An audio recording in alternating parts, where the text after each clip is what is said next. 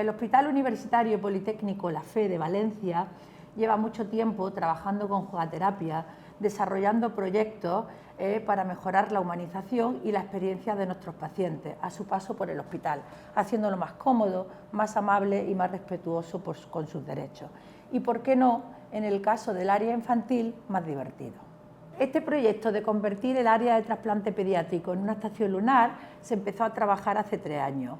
Obviamente tuvimos que pararlo por la pandemia y ahora por fin hemos conseguido llevarlo a cabo y permitir que nuestros pacientes infantiles puedan disfrutar de este entorno tan imaginativo.